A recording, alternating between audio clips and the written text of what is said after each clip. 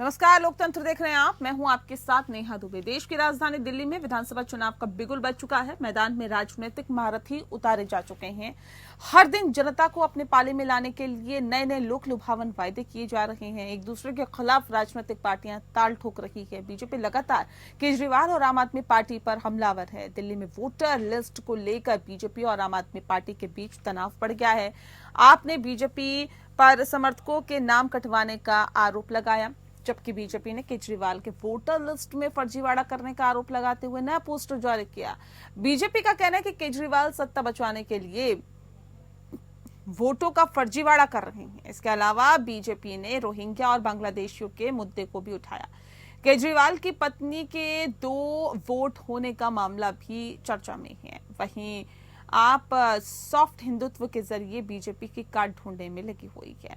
केजरीवाल ने मंदिर के पुजारियों और गुरुद्वारे के ग्रंथियों को 18,000 रुपए हर महीने देने का ऐलान किया है। उधर मुख्यमंत्री आतिशी ने भी एक बार फिर से उपराज्यपाल पर निशाना साधा और कहा कि धार्मिक कमेटी कई मंदिरों और बौद्ध मठों को तोड़ने की योजना बना रही है। बुधवार को आतिशी ने कहा कि मंदिरों और बौद्ध मठों को तोड़ने का आदेश भाजपा के दोहरे चरित्र को उजागर करता है।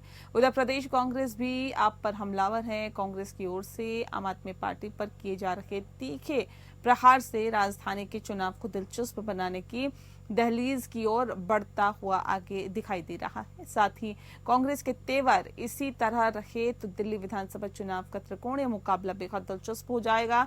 कांग्रेस के राष्ट्रीय कोषाध्यक्ष अजय माकन, संदीप दीक्षित और प्रदेश कांग्रेस के अध्यक्ष देवेंद्र यादव आप सरकार ही नहीं बल्कि अरविंद केजरीवाल के खिलाफ बेहद तीखे सियासी हमले कर रहे हैं।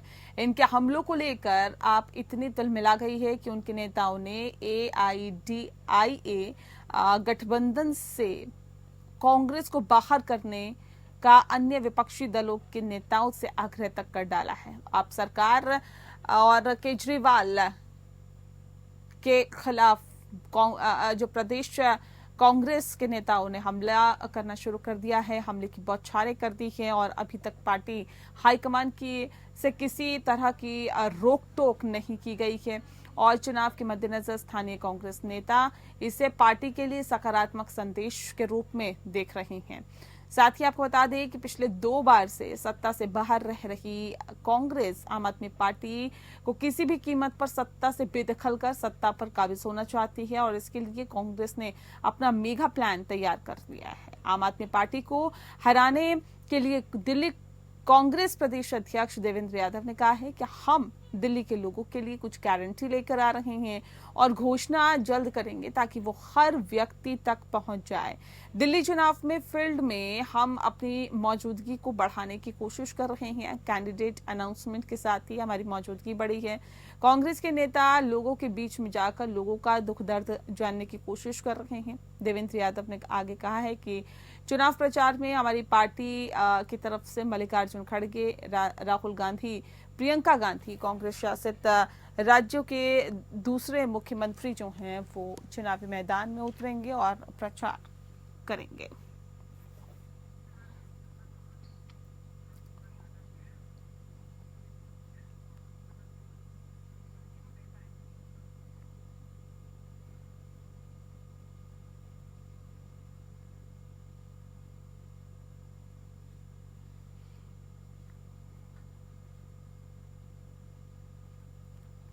तो बता दें आपको कि जिस तरह से ये पूरी सियासी गहमा गहमी चल रही है उससे तो ये बिल्कुल तय होता हुआ दिखाई दे रहा है कि जिस तरह से कांग्रेस के आक्रामक तेवर है, ये मुकाबला अब त्रिकोणीय होता हुआ दिखाई दे रहा है। एक तरफ आम आदमी पार्टी, दूसरी तरफ भारतीय जनता पार्टी, तो तीसरी तरफ कांग्रेस पार्टी की पूरे पुरजोर तरीके से चुनावी मैदान में उतर रही है। इस विषय पर तफसील से चर्चा करेंगे। खास मेहमान हमारे साथ मौजूद है, उनसे आपका परिचय करा देते हैं। इस वक्त हमारे साथ श्याम प्रकाश जाटव जी हैं, प्रवक्ता हैं बीजेपी के। स्वागत है सर आपका। हमारे साथ इस वक्त संजीव निगम जी जुड़ गए हैं, प्रवक्ता हैं आम आदमी पार्टी के। आपका भी बहुत स्वागत है। और रतन तिवारी जी हमारे साथ जुड़ गए हैं जो कि प्रवक्ता है कांग्रेस पार्टी के। आपका भी बहुत स्वागत है। रतन जी, इस खास कार्यक्रम की शुरुआत आपके साथ ही करते हैं। आप लोग भी सर पूरे जोर शोर के साथ चुनावी मैदान में फिलहाल उतरते हुए दिखाई दे रहे हैं। लगता है कि कांग्रेस वो पुरानी कांग्रेस बन पाएगी जो एक बार सत्ता पर काबिज थी, दिल्ली की सल्तनत पर काबिज थी और किसी को अपने आगे टिकने नहीं देती थी।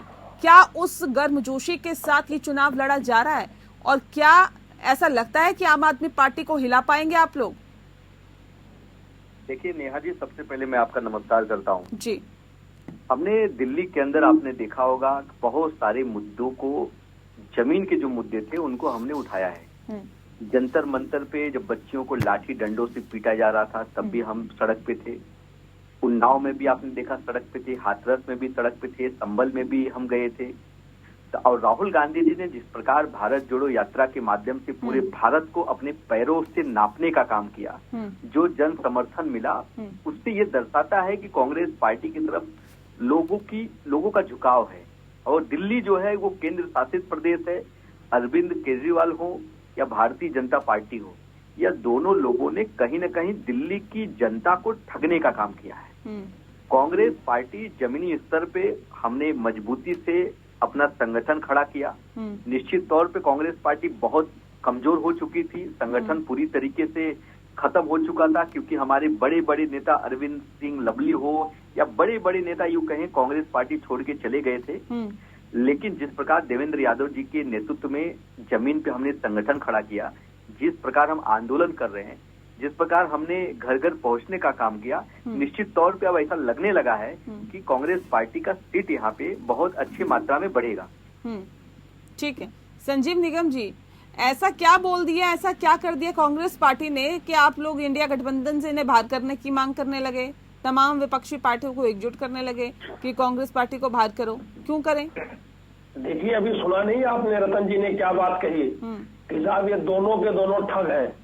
अब बताइए, अभी 6 महीने पहले अगर इनको ठग नजर आ रहे थे तो इनको पहले ही कह देना चाहिए कि हमें जरूरत नहीं है भाई आपसे हाथ मिलाने की, तब आपने इसको ठग से हाथ मिला लिया। अब जब आप बोल रहे हो ठग, एक तरफ आप ठग बोल रहे हो तो कैसे आप काम चलोगे? अब देख लीजिए, तो सवाल ये है कि तो जब शीला दीक्षित की सरकार थी तो आप क्या बोलते थे? आप क्या बोलते थे बताइए ना। हमने तो इनको जब 6 महीने पहले चुनाव लड़ा था, नहीं 6 महीने की पहले छोड़िए ना, फिर और थोड़ा सा आगे चले जाइए।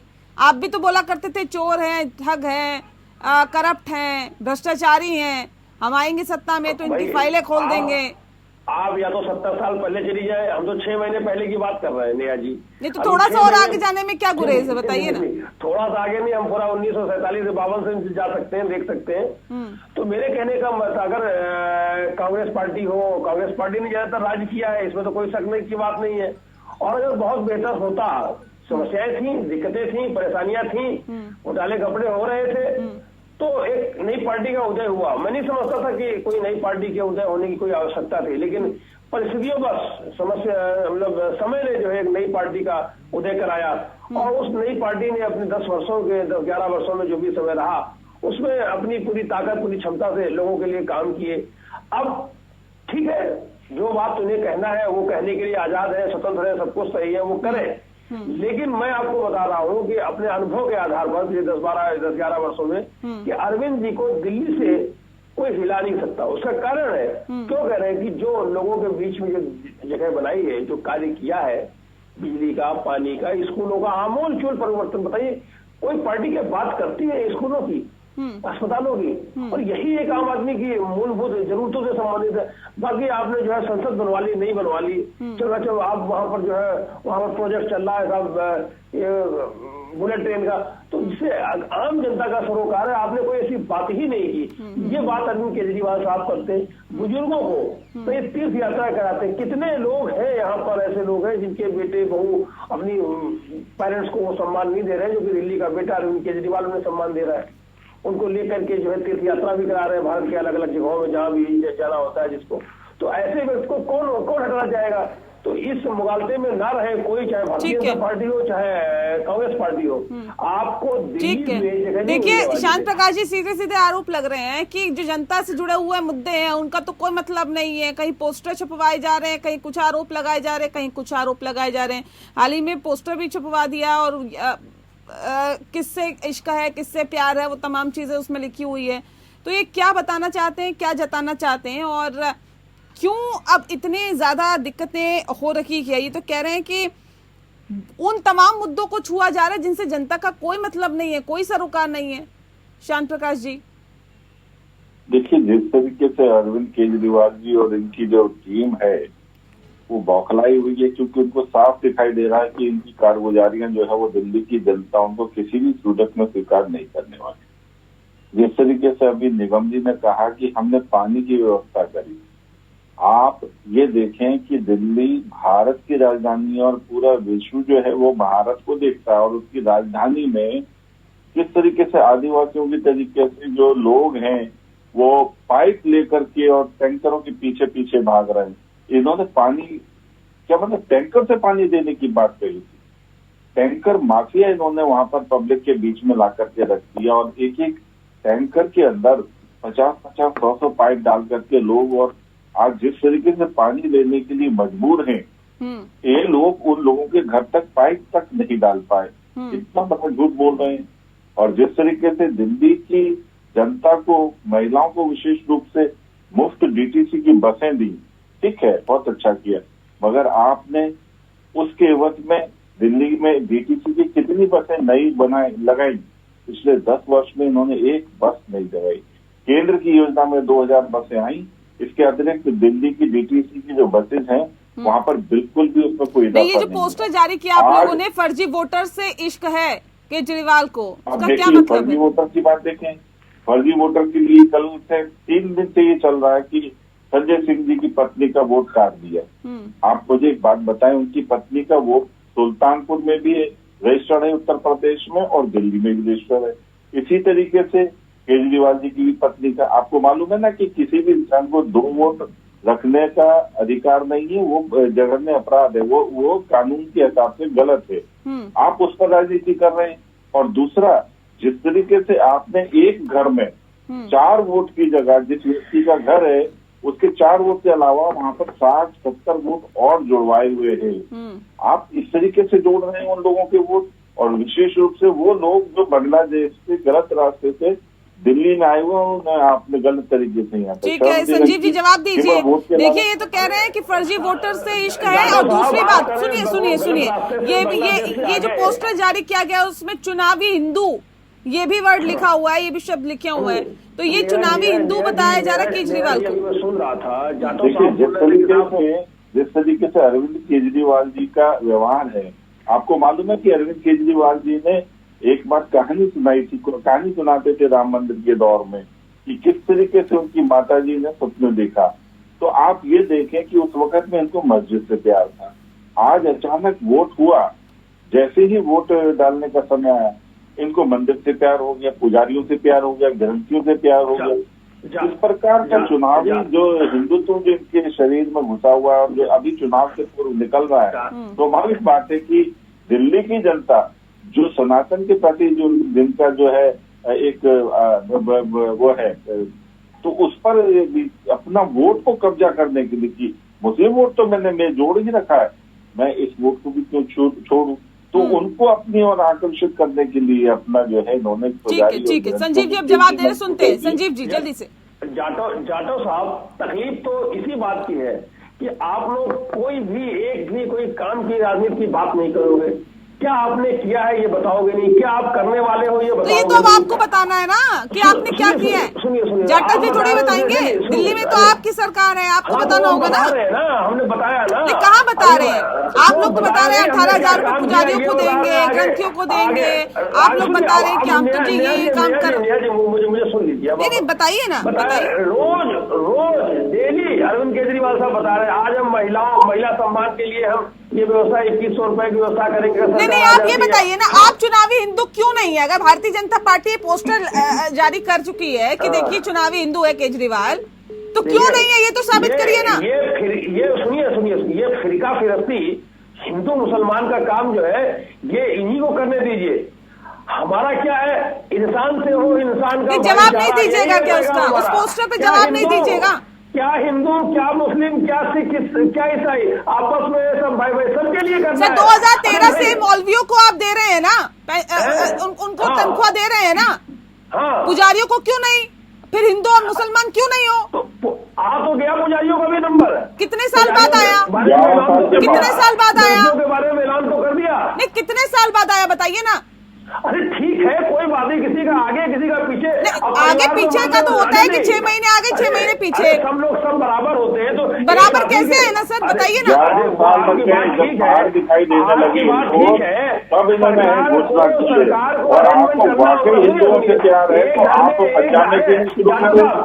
आप पंजाब में शुरू क्यों नहीं कर रहे हैं? पंजाब में आपकी सरकार है, पंजाब में शुरू कर दें। नहीं, वो तो साबित कर रहे हैं ना कि चुनाव हिंदू है, वो तो साबित कर रहे हैं कि जब चुनाव आता है तो केजरीवाल कहते हैं कि नोटों पे श्री गणेश होना चाहिए, लक्ष्मी गणेश की फोटो होनी चाहिए। जब जब चुनाव आते हैं उन्हें हिंदू याद आ जाते हैं। क्या बात करती है आप? नहीं आते, बताइए कैसे नहीं आते? अरे हिंदू मुस्लिम सिख ईसाई सब लोग हैं हमारे। नहीं कैसे है बताइए ना, वो तो बता रहे हैं ना कि ऐसा ऐसा होता है, आप बताइए कैसे नहीं होता है। पहले मिला, किसी को पहले मिला, किसी को बाद में मिला, फिर वही बात है, बड़ी बात नहीं है। ठीक है रतन जी, किसी को पहले मिला किसी को बाद मिला, लेकिन क्या इतना डिफरेंस, ये भेदभाव नहीं है क्या?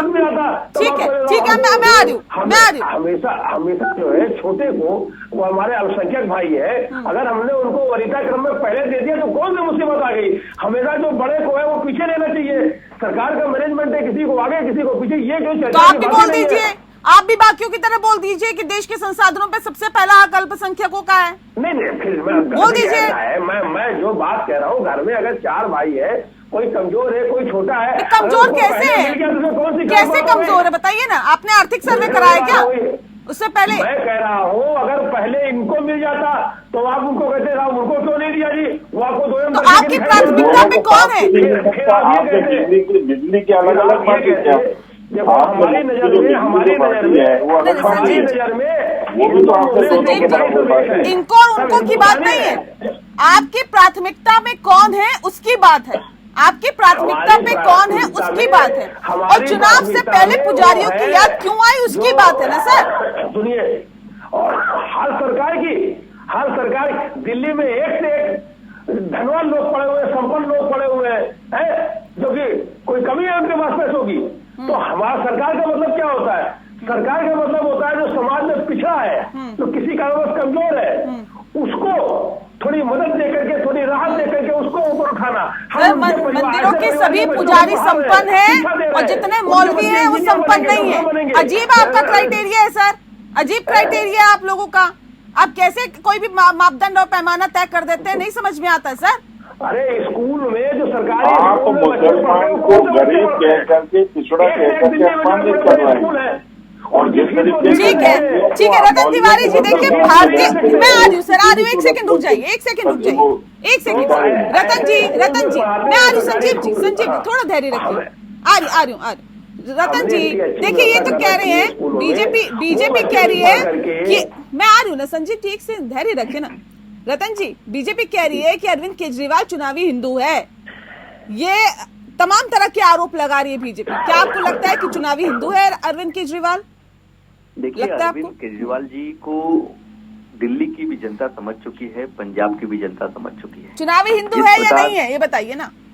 बिल्कुल वो तो दिख रहा है कि अरविंद केजरीवाल जी चुनाव जीतने के लिए जिस प्रकार भारतीय जनता पार्टी किसी भी स्तर पे गिर जाती है, वो अरविंद केजरीवाल भी किसी भी स्तर पे गिर जाते हैं। लेकिन इस बार आप देख लेना, अरविंद केजरीवाल जी का दिल्ली के अंदर ऐसा हर्ष होने वाला है, तो वो शायद कभी भूल नहीं पाएंगे उस चीज को, क्योंकि उन्होंने जिस कांग्रेस पार्टी ने उन्हें संभालने का काम किया, कांग्रेस पार्टी का हाथ पकड़ के ये हरियाणा का चुनाव लड़े, लोकसभा में इनकी सीटें बढ़ी, कहीं न कहीं इनका वोट परसेंटेज भी बढ़ा। लेकिन अब इनको पता चल जाएगा कि दिल्ली के अंदर कांग्रेस पार्टी के खिलाफ या कांग्रेस पार्टी के विरोध में अगर चुनाव लड़ेंगे तो उनका हर्ष क्या होगा।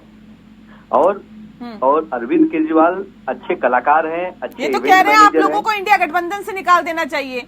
आप लोग तो जहर उगलने का काम कर रहे हैं, कुछ नहीं, कहीं नहीं टिक पाएगी कांग्रेस पार्टी। नेहा जी, अरविंद केजरीवाल जी से पूछिए या उनके प्रवक्ता बैठे उनसे पूछिए कि इनकी हैसियत क्या है इंडिया अलायंस में, वो कांग्रेस पार्टी को बाहर कर देंगे। कितने सांसद इनके हैं कि जो हमको इंडिया अलायंस से बाहर कर देंगे। कांग्रेस पार्टी इस देश की सबसे बड़ी मुख्य विपक्षी पार्टी है, भारतीय जनता पार्टी के बाद हमारी संख्या है, तो हम तय करेंगे कौन रहेगा कौन नहीं रहेगा, ये तय करेंगे। आप बता दीजिए, बताइए कौन तय करेगा संजीव जी? ये कह रहे हैं आपकी हैसियत है क्या इंडिया अलायंस में?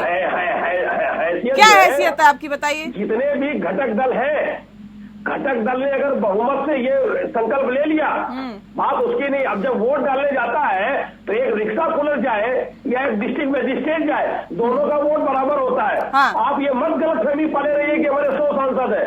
अगर गठबंधन में जितने दल हैं, अगर बहुमत से दलों ने ये फैसला किया तो आपके 100 के 100 जो है सांसद अपनी बाकायदे में रखिए। ये इस तरीके की, ये जो गठबंधन है सिर्फ इस बात से है आपको 100 सांसद इसलिए आपको चौधरी बना दिया जाए, इस बात से नहीं है।